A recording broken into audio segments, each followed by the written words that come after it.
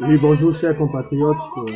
Comme promis, je vous avais promis ce soir de faire un direct et de vous parler sur la situation politico-économique qui se passe dans notre pays. Donc voilà, connectez-vous, soyez nombreux, en tout cas, invitez aussi les autres à se connecter aussi.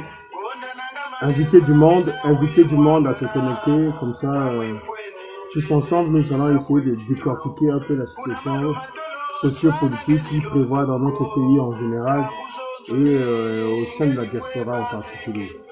En tout cas, chers compatriotes, invitez les gens à se connecter, quoi. Et voilà. Entre-temps, je vous attends sur cette belle mélodie de Jacques Loubello.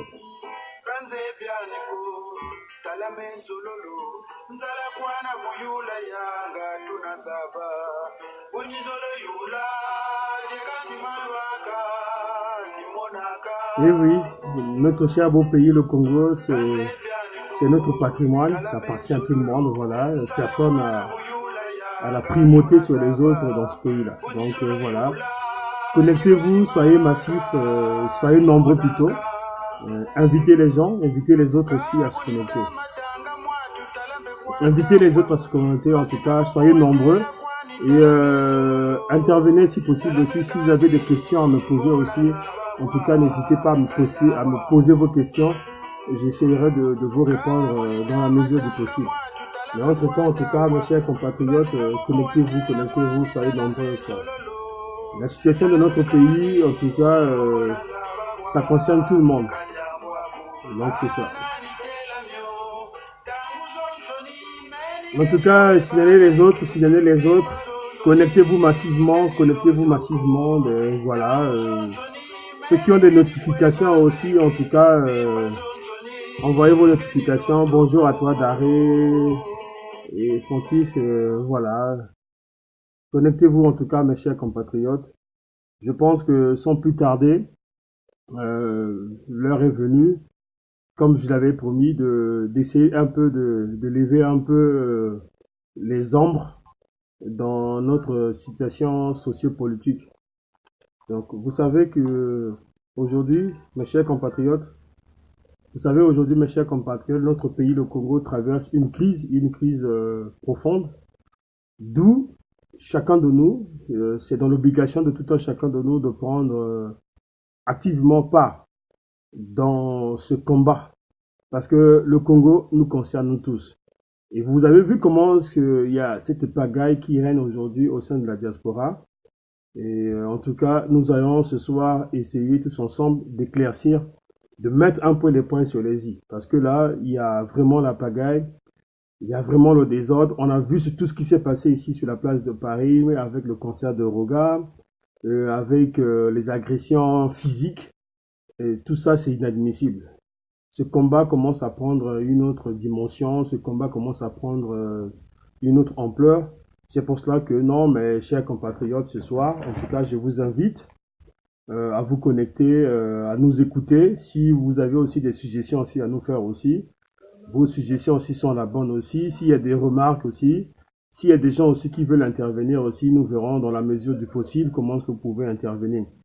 Mais sans plus tarder, en tout cas, je vais rentrer dans le vif du sujet. D'abord, je vais commencer d'abord par rapport à éclaircir d'abord certains propos qui sont tenus ça et là, parce qu'il y a des gens qui nous incriminent le fait que non, nous étions partis à Brazzaville. Il y a des gens qui nous ont incriminés, qui nous ont traité de tout. On nous a traité de tout, on nous a traité de traite. Le fait tout simplement que nous étions partis à Brazzaville. Chers compatriotes, j'ai toujours dit et je le réitère, faire la politique, c'est vraiment une mission noble.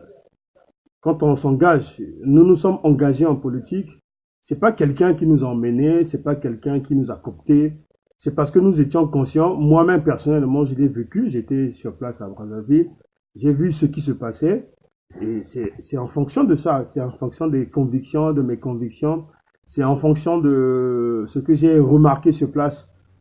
Moi, j'ai travaillé à Brazzaville.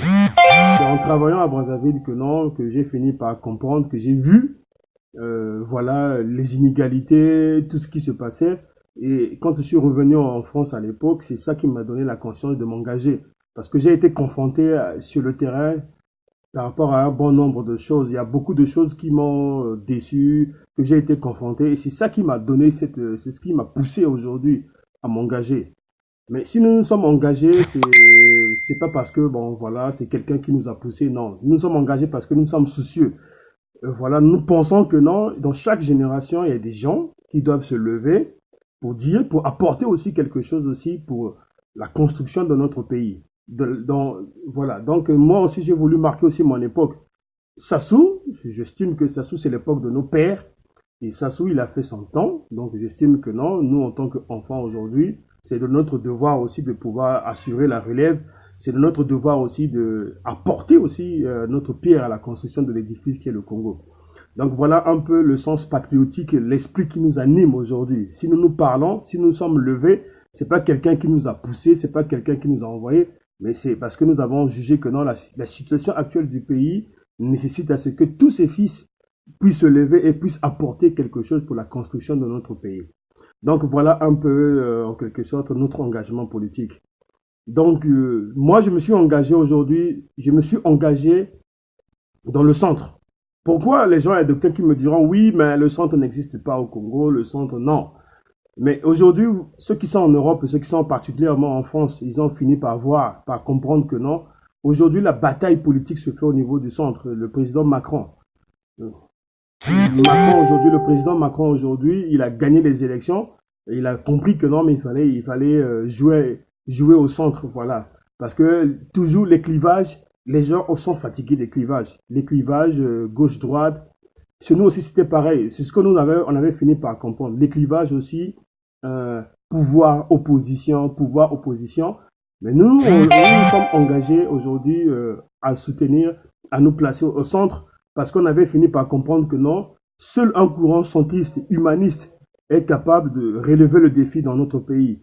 C'est pour cela que nous, on s'était engagés. Voilà, nous nous sommes engagés en fonction de cela. Je me suis engagé dans le centre en fonction de cela.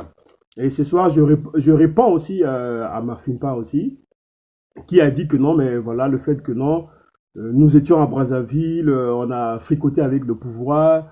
Il ne sait pas si moi je suis, voilà, je sais pas si je suis du centre ou je suis du pouvoir ou de l'opposition. Mais bon, voilà, s'il y a quelqu'un qui est inconstant dans sa démarche, je pense que c'est lui. Déjà, il a commencé à fricoter avec les gens du centre. Après, il s'est mis avec le RDD. Le RDD qui fut un parti de la majorité présidentielle, il faudrait qu'on le dise. Le RDD fut un parti de la majorité présidentielle. Ce sont des gens qui ont soutenu le changement de la Constitution. Et aujourd'hui, bon, ils sont venus sur la place de Paris pour nous faire des leçons, pour nous donner des leçons de morale, de démocratie ou de politique. Chers compatriotes, en tout cas, en ce qui me concerne, je n'ai pas de leçons de démocratie ni de politique à recevoir de qui que ce soit. Voilà. Nous nous sommes engagés, nous on n'a jamais fait des choses derrière le dos des Congolais. Nous, notre positionnement politique a été correct, sincère. Et je l'ai toujours dit que non, en politique, nous ne sommes pas des ennemis. Sassou n'est pas mon ennemi, il faudrait que vous le compreniez très bien. Sassou n'a jamais été mon ennemi, il ne le sera jamais. Je n'ai rien de personnel, je n'ai pas de haine vis-à-vis du président Sassou. Je suis jamais rentré en conflit avec lui, ni ses enfants, ni qui que ce soit. Mais je me suis opposé à sa politique. Je m'oppose à la politique du président Sassou. Mais Sassou n'a jamais été mon ennemi. Je considère le président Sassou comme étant un adversaire politique. Voilà. L'adversité, oui, c'est un adversaire politique, mais c'est pas un ennemi. Donc moi, le PCT, la majorité présidentielle, ils ont toujours été mes adversaires politiques. Je les ai toujours combattus au niveau des idées. Je n'ai aucune haine particulière vis-à-vis de quelqu'un. Je n'éprouve aucune haine. Je n'ai jamais eu un problème particulier avec qui que ce soit au niveau de la majorité présidentielle, au niveau du pays. Voilà, moi, je combats au niveau des idées. Moi, ma politique, c'est la politique des idées. Et c'est pas ce que nous assistons aujourd'hui sur la place de Paris. Il faudrait qu'on le dise très bien. Nous, on a mené la bataille ici sur la place de Paris. Les gens ont vu. Nous, on a fait nos marques. On a fait nos preuves. Les gens ont vu avec le comité d'action, avec le président Raphaël Goma, les Gertrude Malalou, les Armand Monzono et les autres. On a mené la bataille ici. On a relevé le défi ici sur la place de Paris. On a été partout. On a fait des manifestations. À l'Élysée, On a fait des manifestations ici, là, au Quai d'Orsay, un peu partout.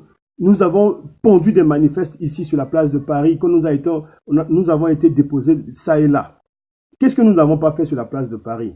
Et qu'est-ce que les gens nous reprochent aujourd'hui? Il y en a d'aucuns qui sont venus. Il faudrait que cette naïveté, les Congolais, vous devez arrêter avec cette naïveté.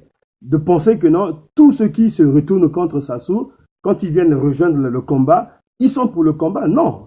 Moi, j'ai fini par comprendre, je le vous dis aujourd'hui, j'ai fini par comprendre que non, la politique congolaise, c'est une mafia. Je le dis et je le réitère. La politique congolaise est une mafia.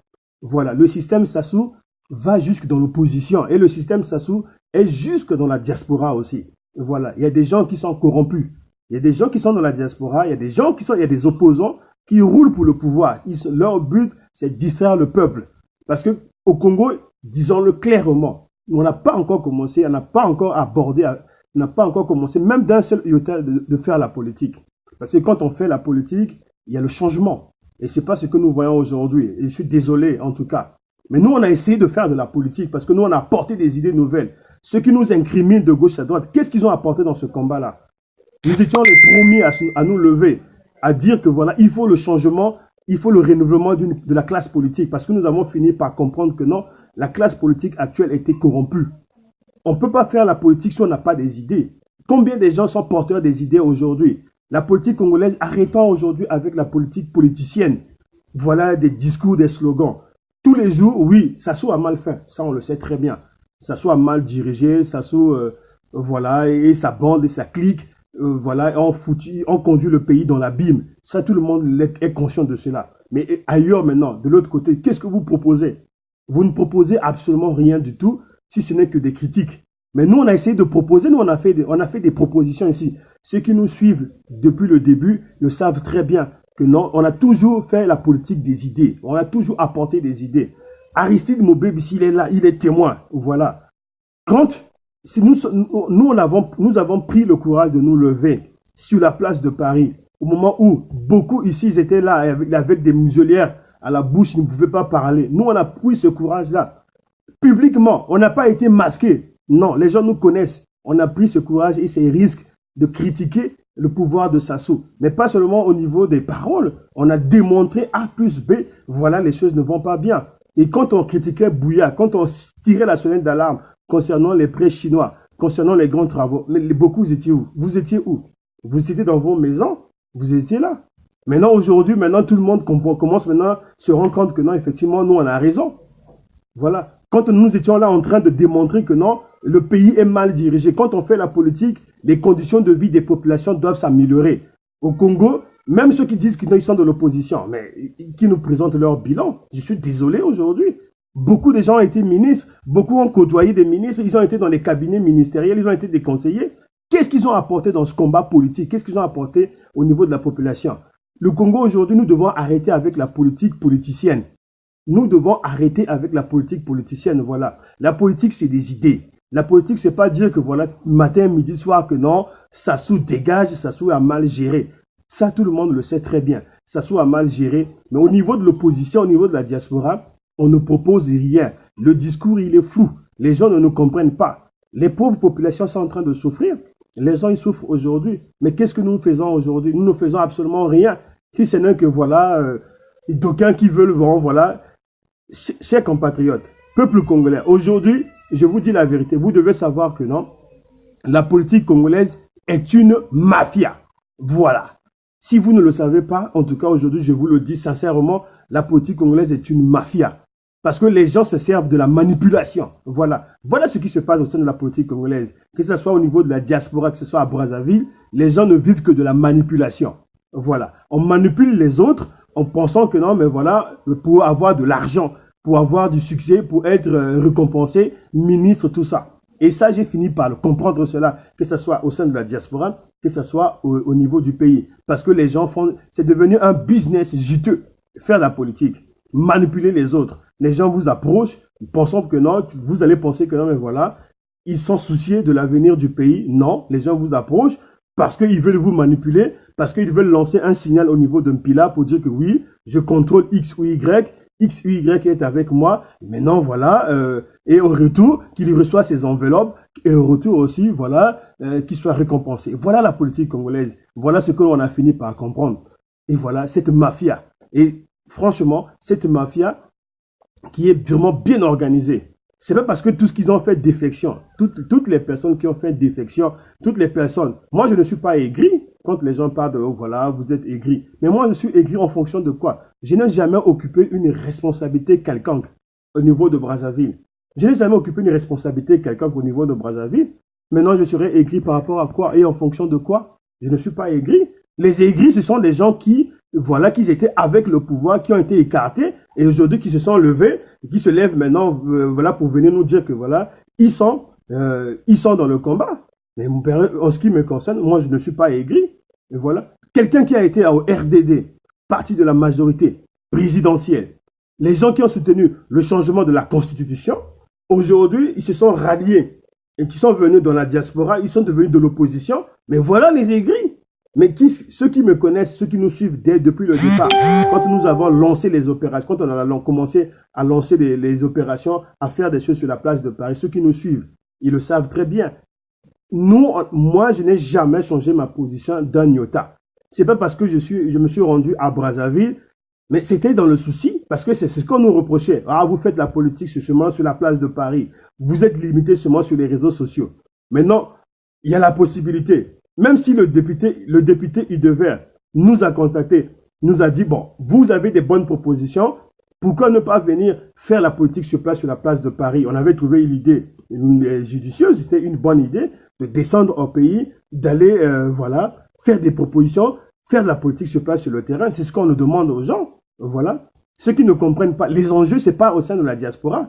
Chers compatriotes, mes chers compatriotes, ceux qui sont dans la diaspora, je vous le dis, les enjeux ne sont pas sur la place de Paris. Nous battons pas pour avoir le leadership sur la place de Paris. Nous nous battons pour que les choses changent au niveau du pays. C'est au niveau du pays, c'est au niveau du Congo. Si tu veux quelqu'un qui veut montrer que non, c'est un leader, si tu veux montrer que tu es fort, va montrer ta force au niveau du pays.